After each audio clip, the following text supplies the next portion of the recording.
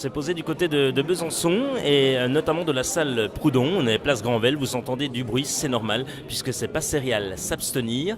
Et on va essayer d'être avec vous au cœur vraiment de ce super festival. Et nous sommes, pour ouvrir le bal, qui de mieux que Daniel Thierry. Bonjour Daniel. Bonjour. Vous allez bien? Mais très bien, il fait beau, il y a du soleil, il y a du monde. Que demander de plus? Daniel, c'est l'ouverture du salon. Est-ce que pour vous, c'est la première fois que vous venez à Besançon, à ce salon, ou est-ce que vous êtes déjà venu? Je suis une fidèle de Besançon, une fidèle de pas céréales s'abstenir. Et je suis venue déjà au moins une bonne demi-douzaine de fois quand même. Dont l'année dernière d'ailleurs, j'étais déjà là. Et c'est toujours un plaisir de revenir. Ouais, c'est ce qu'on voulait entendre parce que je le savais, mais voilà, celles et ceux qui vont vous écouter, ils sont contents de se dire, tous les Bisontins, tous les Franc-Comtois, et puis même celles et ceux qui vous suivent, vos fans, sont contents. Vous faites des salons, vous aimez ça, vous aimez cette rencontre avec les lecteurs, vos fans? Alors moi j'adore, oui, j'aime beaucoup. Déjà parce que c'est le seul endroit où on peut vraiment les rencontrer. Sinon, dans les librairies, vous faites une signature dans le Nord, vous n'avez pas ceux de Marseille, alors que les salons ont quand même pour principe de drainer un petit peu plus de monde, régionalement en tout cas. Et puis voilà, c'est le seul moment où on peut vraiment discuter avec eux, sauf évidemment par l'intermédiaire des réseaux sociaux où on a des échanges, mais qui sont quand même toujours un petit peu lapidaires, alors que là, on peut prendre un peu plus de temps pour parler, puis recueillir aussi leurs ressentis sur les livres. Il y a des gens qui n'osent pas nous écrire, qui n'osent pas nous envoyer un petit mot pour nous dire je suis déçu parce que je n'ai pas aimé votre livre. Bon, ceux-là, on ne les encourage pas à le faire, remarquez. Je préfère qu'ils me disent « c'était formidable, c'est génial comme d'habitude, donc continuez comme ça ». Nous, on s'est régalé, l'espace des livres et les plaisirs de marque-page de Willy Lefebvre, mon collègue. On est très très heureux de vous avoir avec nous. Vous sortez un dernier ouvrage qui s'appelle Féroce aux éditions Flammarion. Donnez-nous envie, il s'agit de quoi? Quel est un petit peu le synopsis de votre ouvrage? Alors il y a plusieurs choses dans Féroce, mais le fond du fond, c'est quand même le titre. C'est-à-dire qu'on sait que le Féroce, ça se passe dans des parcs animaliers, en grande partie, à Vincennes, à Thoiry, que là-bas, évidemment, on fait des rencontres qui ne sont pas toujours celles qu'on imagine. On croise des animaux que l'on dit féroces, mais ce ne sont certainement pas eux les plus féroces, c'est les prédateurs que l'on imagine, qui sont évidemment le sommet de la chaîne alimentaire, qui est l'être humain, parce que lui, de son côté, la différence avec les animaux, c'est qu'il a un cerveau qui s'en sert et pas toujours à bon escient. Et donc le théâtre des opérations, si je puis dire, ce sont les parcs animaliers, mais je suis toujours quand même sur des sujets qui sont extrêmement douloureux, difficiles, avec des prédateurs à deux pattes qui s'en prennent la plupart du temps à plus faible qu'eux et à des gens qui sont un petit peu confiants, les enfants. On est toujours dans ce sujet qui me tient beaucoup à cœur. Daniel Thierry, c'est vrai qu'on peut dire que vous arrivez toujours à nous captiver. On ne fait que tourner les pages, on a toujours envie de savoir la suite. Quelle est la recette mais gagnante? C'est incroyable. Vous nous...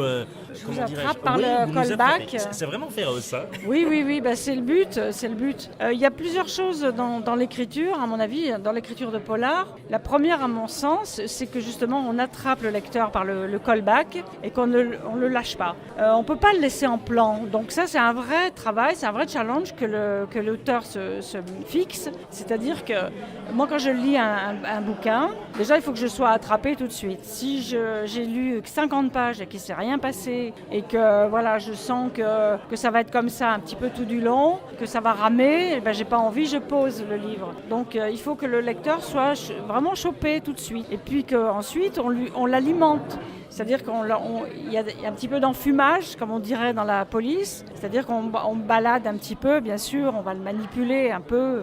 C'est normal, c'est le but du jeu. Et c'est parce que nous sommes, l'auteur, et pour le coup, c'est le Dieu, c'est le Deus ex machina, c'est celui qui va pouvoir mettre les ingrédients au bon moment. Encore faut-il savoir le faire. C'est comme une recette de cuisine, si vous voulez. Si vous me dites, mais donnez-moi la recette de votre charlotte aux fraises, que je réussis à la perfection, évidemment. On va venir chez vous, Daniel Thierry.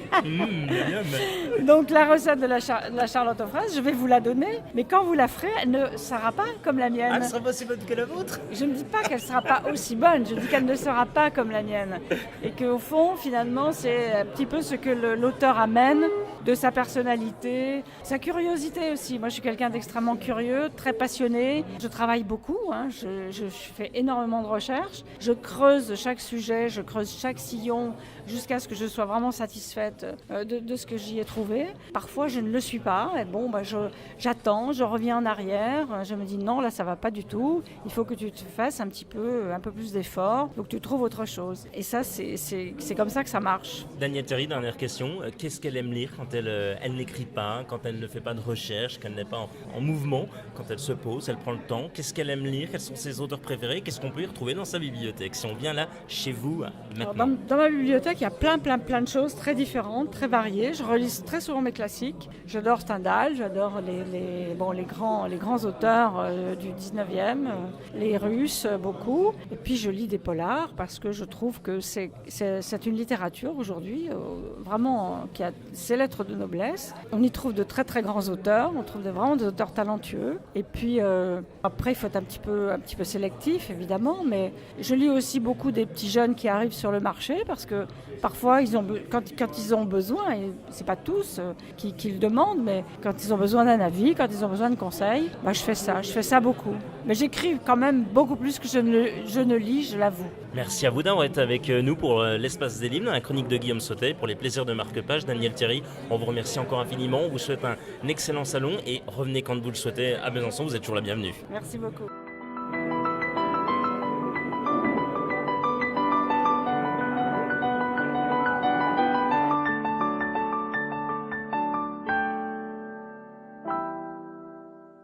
On est avec Jackie Schwarzman. Bonjour Jackie. Bonjour. Comment allez-vous? Super, je vais toujours bien à Besançon. Bon, vous m'avez dit là au creux de mon oreille que vous êtes byzantin mais que vous êtes perdu à Lyon, c'est ça? Voilà, moi je suis né à Besançon, à Planoise. J'ai quitté Besançon à 30 ans.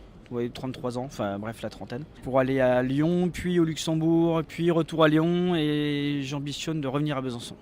Vous aimez voyager, vous? Je suis un grand voyageur de l'Est. Voilà. Vous êtes ici à ce superbe festival, Impatience à s'abstenir. Racontez-nous un petit peu ce que vous venez y faire, ce que vous venez présenter. J'ai vu qu'il y avait un dernier ouvrage aux éditions du Seuil qui en vaut le détour. Voilà, alors c'est pas moi qui vais le dire que ça en vaut le détour, ça ferait un peu prétentieux, mais je vous laisse le dire.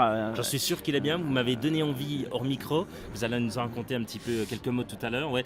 Déjà voilà, nous raconter un petit peu votre venue ici, effectivement. Alors la venue ici, je suis vraiment enchanté de revenir à Besançon, notamment pour ce festival, parce qu'il se trouve qu'il y a une vingtaine d'années, j'étais libraire au Sandal d'Empédocle. Donc j'ai fait ce festival, mais de l'autre côté du bureau, en étant libraire et en tenant la caisse. Donc ça me fait très plaisir de revenir ici un peu avec un autre statut. Un statut auquel j'ai couru pendant des années, donc celui d'auteur. Alors pour ce qui est du roman, comme je vous disais, c'est un polar un petit peu décalé, un peu critique sociale ou regard social plutôt. Je suis parti du principe, je me suis fait la réflexion que dans une même ville, il pouvait y avoir un type de banlieue et une banquière, donc des gens qui vivent dans la même ville et qui peuvent passer toute leur vie sans jamais s'adresser la parole.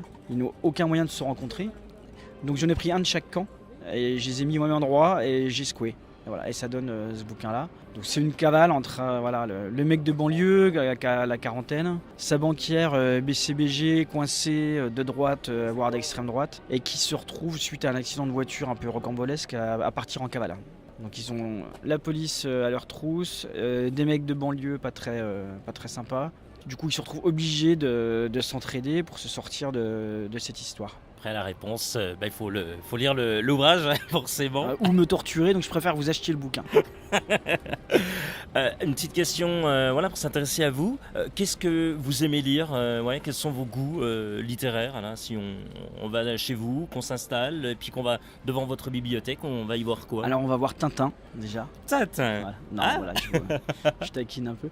Alors j'aime beaucoup les polars. Alors après, moi j'ai vraiment pas du tout la casquette de critique littéraire ou de prof de lettres. Donc j'ai effectivement beaucoup de lectures, beaucoup de romans policiers, beaucoup de polars américains. Pas que des polars, les auteurs qui me plaisent beaucoup aux États-Unis. Alors il y a Pelecanos, Nick Toshiz, Connelly, Elroy bien sûr. Et j'en oublie, il y a Fante également, mais qui est là pas du tout en polar. Et pour les Français, je crois que celui que j'ai le plus lu et relu, c'est Dantec. Enfin, 2 de ses bouquins. Les 2 premiers, le reste, j'ai complètement décroché. Sinon, récemment, j'ai découvert au Seuil, alors ça fait un peu corporate, mais il y a David Lopez, Fief, qui était à la rentrée littéraire dernière. Et puis mes collègues de collection Cadre Noir, hein, donc au Seuil. En polar, il y a Scalp de Cyril, son nom de famille m'échappe, je crois que c'est Eri. Et sinon La Griffe du Chat de Sophie Chabanel, qui sont deux pépites donc au Seuil, collection Cadre Noir. Et donc en fait, vous nous les conseillez fortement. Je vous les vends. Vous êtes bon vendeur. Non, mais je viens de les lire en fait. Le truc, c'est que voilà, comme on est dans la même collection, mon éditrice, elle m'envoie les bouquins des collègues, on se les lit. Et c'est souvent que sur les salons du livre, on est amené à faire des tables rondes ensemble. J'ai voulu lire ces bouquins pour savoir ce que fait le collègue. Et c'était vraiment deux super découvertes pour moi. En tous les cas, on va vous retrouver très prochainement, on l'espère. On va voir avec votre éditrice, on va vous retrouver prochainement peut-être en direct, soit en Skype, soit par téléphone pour nous présenter un petit peu plus longuement votre ouvrage, si cela vous fait plaisir pour la chronique de Guillaume Sautet. Oui, aucun souci. Je me tiens prêt, j'attends. Merci beaucoup Jackie Schurzmann et puis bon salon à vous. Hein. Merci, bon salon à vous aussi.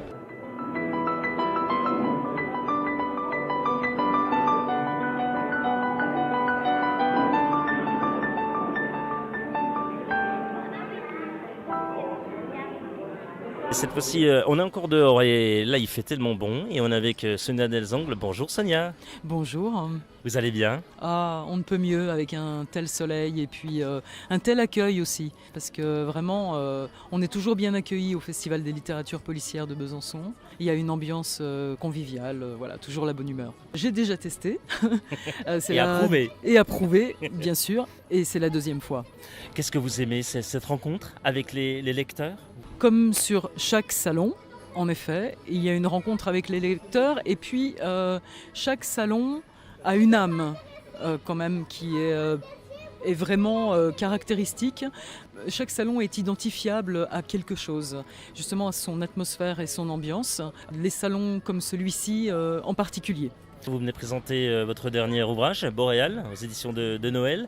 Pour celles et ceux là qui vous écoutent, qui vont vous regarder également, qu'est-ce que vous pouvez leur dire? Ça parle de quoi, Boréal?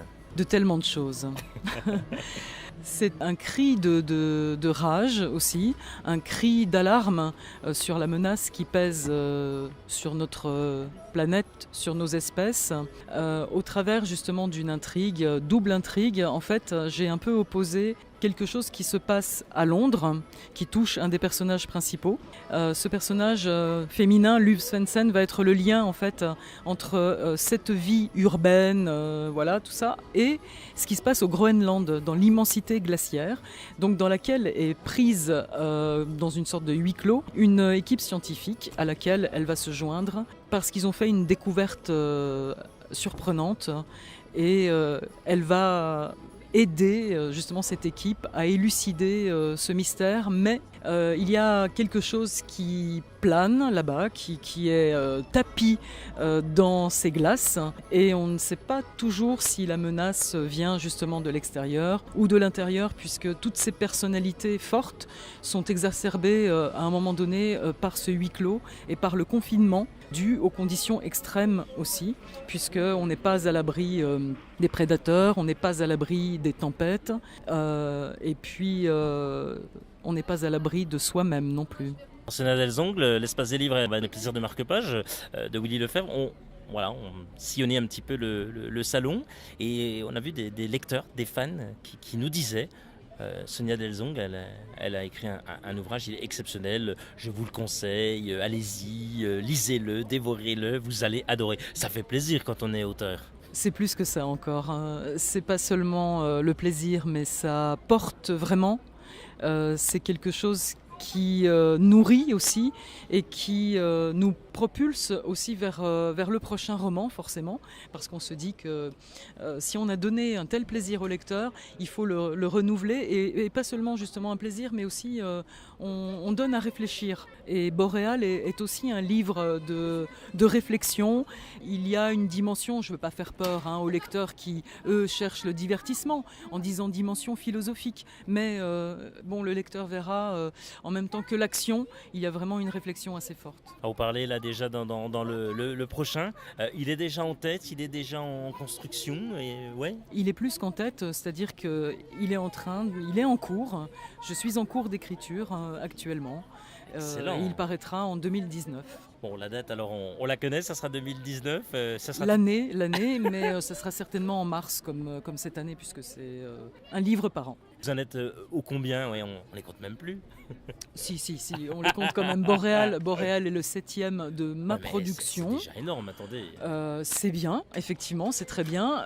Et le 4e chez De Noël, en fait. Voilà, donc effectivement, ça commence à peser. Beau partenariat avec les éditions de Noël, hein, qu'on salue au passage. C'est une très très belle maison d'édition. C'est toujours un réel plaisir, un régal de les avoir à chaque fois, même pour nous, que ce soit médias, blogs et autres. C'est vrai qu'ils envoient facilement des ouvrages et on peut facilement parler de leurs ouvrages. C'est important ça aussi, cette communication. Bien sûr, et Sueur froide, donc la collection dans laquelle je suis également avec Sandrine Colette, hein, qui est un auteur phare également. Oui. Cette collection a été en quelque sorte dépoussiérée, remise vraiment à jour, hein, et valorisée par des détails également de chartes graphiques, etc. et des auteurs, de nouveaux auteurs, par Béatrice Duval, qui est arrivée chez De Noël en 2011, me semble-t-il, hein, si j'ai bonne mémoire. Et donc grâce à son dynamisme et au dynamisme de toute l'équipe qui est extrêmement bienveillante en fait avec nous, on a le sentiment d'être dans une famille. Sonia Delzong, on rappelle votre ouvrage Boréal aux éditions de Noël. On vous souhaite bon salon, puis on espère que vous viendrez très prochainement dans la chronique de Guillaume Sautet. On l'espère, on va contacter De Noël alors. Avec plaisir. Merci beaucoup et bon salon sous le soleil aussi.